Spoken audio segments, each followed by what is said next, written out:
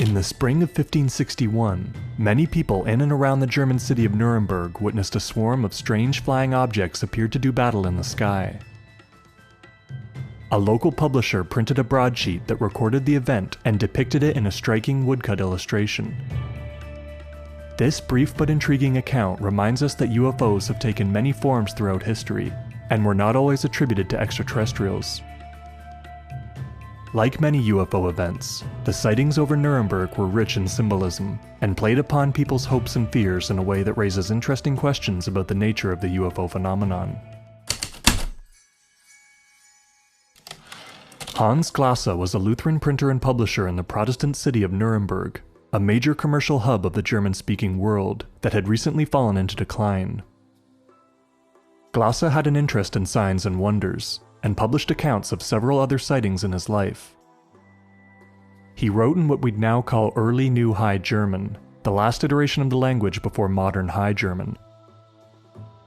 His broadsheet on the incident at Nuremberg is preserved in the Central Library of Zurich, Switzerland. In their January 1976 issue, Official UFO magazine included an English translation by German ufologist Ilse von Jacobi that is now freely available on the internet. According to Glasse's account, the sighting over Nuremberg began between 4 and 5 in the morning on Friday, April 14, 1561. It was just after sunrise when a number of people within and around the city saw a dreadful apparition in the sky. The sun turned blood red and shone red in all directions. At the same time or later, 2 blood-red semicircular arcs like 2 quarter moons with their tips pointed downwards appeared in the middle of the sun. The illustration shows these arcs several times wider than the sun itself. There were a large number of spherical objects scattered over top of and around the sun. Many were blood-red as well, but others were a partly dull, partly black ferrous color, depicted in the image like rusty blackened iron. The woodcut shows other colors too, not addressed in the description. Many of the spheres were grouped 3 in a row, or 4 in a square, though others were on their own. Connecting some of these groups of 4 were blood-red crosses, and though Glasse doesn't mention any in the text, his illustration also shows some crosses that aren't attached to spheres. Intermingled amongst all the spheres and crosses were blood-red strips. These strips were all thinner at one end, where they waved in the air like tall stalks of reed grass, by Glasse's comparison. In addition to the spheres, crosses, and strips, there were also rods or tubes of differing sizes, several smaller ones, and one large one on either side of the sun. Within each of these rods, people saw 3 or more of the spherical UFOs. In his 2011 book, Investigating the Impossible, Ulrich Megan points out that although it is commonly translated as pipe today, the word that Glasse used to describe the rods was also used to refer to cannons at the time.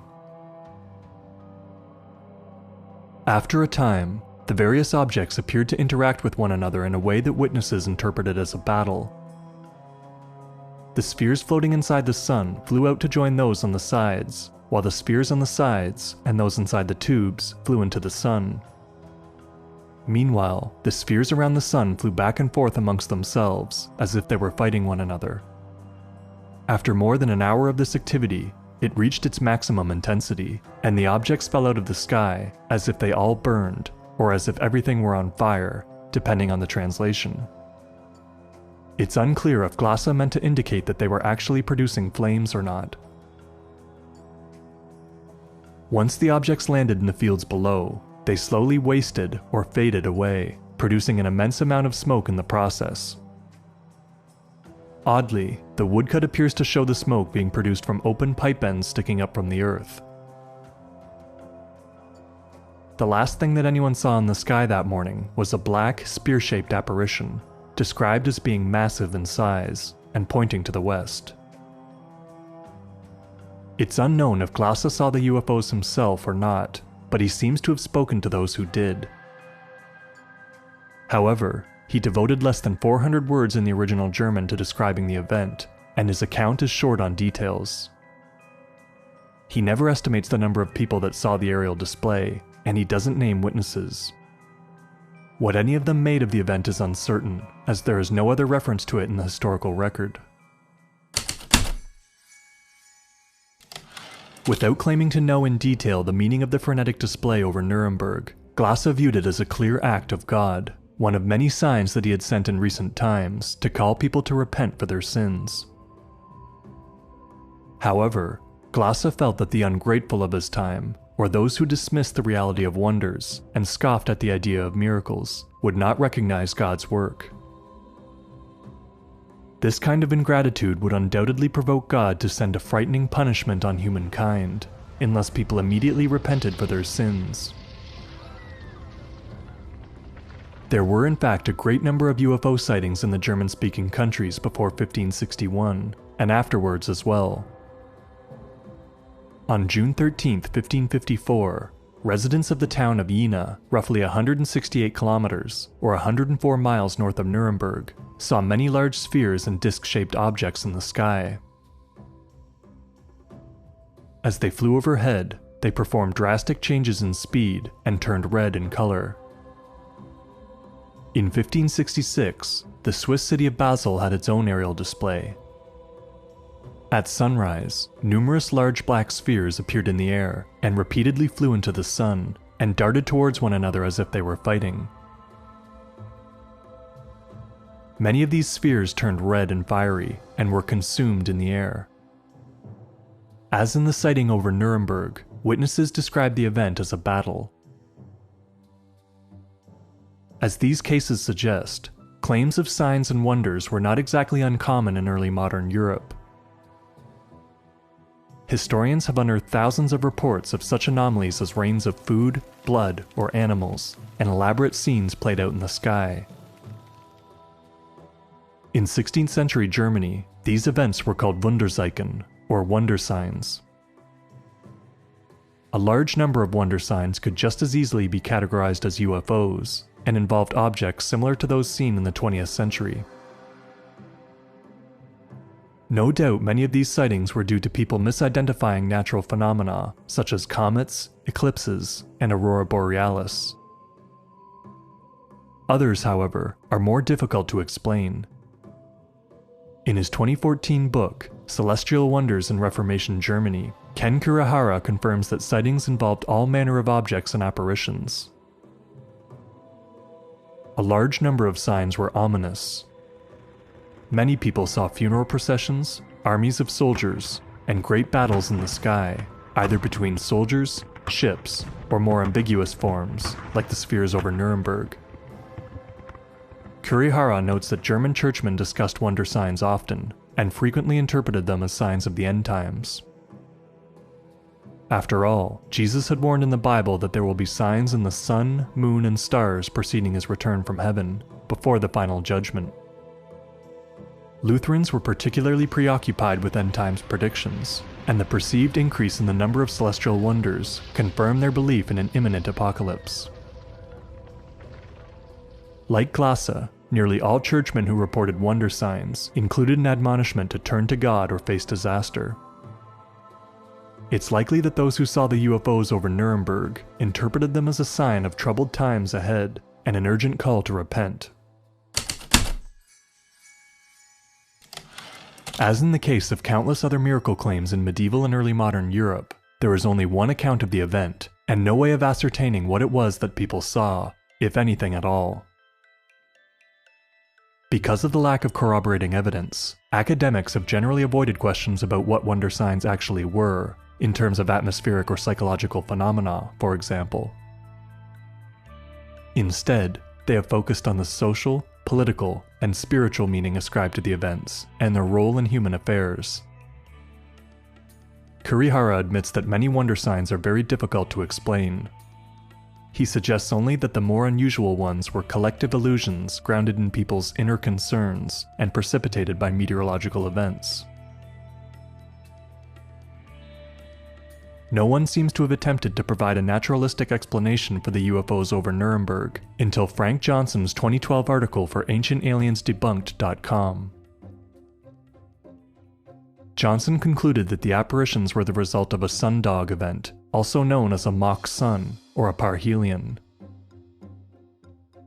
This optical phenomenon occurs when sunlight is refracted through ice crystals in the atmosphere, causing viewers on the ground to see several arcs of light in the sky. Glassa clearly details the presence of 2 large arcs across the sun, which could very well be indicative of a sundog event. However, the same explanation cannot account for the battling spheres, the waving strips, or the cylindrical UFOs. Johnson posits that the objects that appeared to fall to the ground were actually fall streaks, which are caused when ice crystals form in clouds and fall to Earth, leaving punch holes in their place. Ice crystals would likely be present in a sundog event, if in fact one had occurred, but Glassa didn't mention any clouds, let alone clouds with holes in them, and fall streaks would not have left anything substantial on the ground below, or produced any smoke. Finally, Johnson argues that the black, spear-shaped UFO was a crepuscular ray, or sunbeam. However, crepuscular rays only appear when the sun is obscured by clouds, or hidden below the horizon, and Glassa made it clear that the spear appeared over an hour after sunrise. Kurihara notes that people saw sundogs often in the 16th century, but depictions of these events were not nearly as elaborate as Glassa's account of the incident at Nuremberg. It doesn't seem that Glassa was in the habit of exaggerating stories either. He documented many other remarkable occurrences in his publishing career, including an incidence of blood-red rain that occurred southwest of Nuremberg on May 26, 1554, and 3 more celestial events near the city in the next 12 years. The images that he made of these events contain only minor stylistic embellishments, like the addition of faces to the suns. True to the artistic conventions of the time, the Nuremberg broadsheet clearly shows an amalgam of events that actually occurred in succession, but the appearance of the objects is generally true to the written description. After its initial circulation, the broadsheet was mostly forgotten about until Swiss psychoanalyst Carl Jung revisited it in the context of the contemporary discussion of UFOs, or flying saucers. He also made reference to the incident at Basel, and brought it to the attention of contemporary ufologists. Jung took a keen interest in the post-war UFO phenomenon, and struggled to reconcile the clear signs of psychological projection evident in many sightings with the incontrovertible evidence of the UFO's physical reality. In his 1958 book, translated into English as Flying Saucers, A Modern Myth of Things Seen in the Skies, Jung provided a brief analysis of Glassa's broadsheet. He felt that the incident had clear analogies to contemporary saucer stories, and speculated that 20th century witnesses might have interpreted the same little spheres as UFOs, and the tubes as motherships. Glassa's account sounds different, largely because he was describing the event within his own frame of reference, seeing 16th century military technologies like cannons and cannonballs, in the same way that modern Westerners see alien flying machines. Jung believed that beneath these culture-bound assumptions was a deeper, more universal truth, encoded in the same symbolic language as our dreams. He felt that the huge black spear and the pointed strips represented masculinity, for example, and suggested that the crosses signified a union of opposites, or a union of the four. He likened the whole display over Nuremberg to a swarm of insects rising with the sun and mating, while celebrating the marriage flight. What any of this might have meant to 16th century Germans is uncertain. Like Jung, Kurihara also sees a lot of symbolism in 16th century wonder signs, and believes that witnesses were engaging in a certain amount of projection. He argues that the popularity of wonder signs was due to the fears that people had regarding changing power structures, religious conflict, natural disasters, and the threat of foreign invasions. In his 1982 book, Flying Saucers, Magic in the Skies, psychiatrist and historian Otto Billig also noted the similarities between early modern and 20th century UFOs, and suggested a link to psychological factors.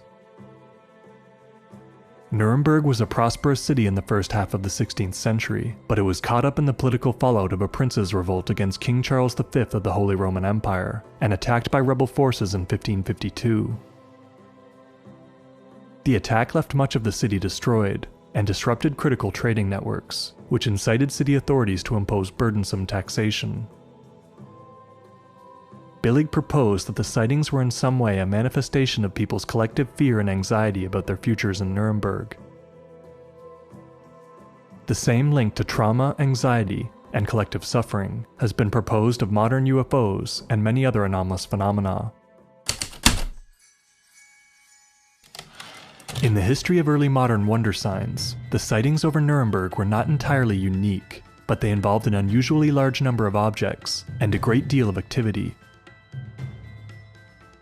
Today, ufologists commonly reference this sighting as a way of establishing the long history of the phenomenon and highlighting some of the ways in which it's been interpreted in different times and places. In early modern Europe, UFOs were nearly always interpreted in a religious framework and imagined to be supernatural phenomena rather than strictly physical objects. This had drastic implications for the ways in which sightings were recorded, and it makes it difficult to compare events like the incident at Nuremberg to modern UFO reports. However, if there is a link to the post-war phenomenon, it may lie in a common connection to times of trouble and experiences of collective suffering.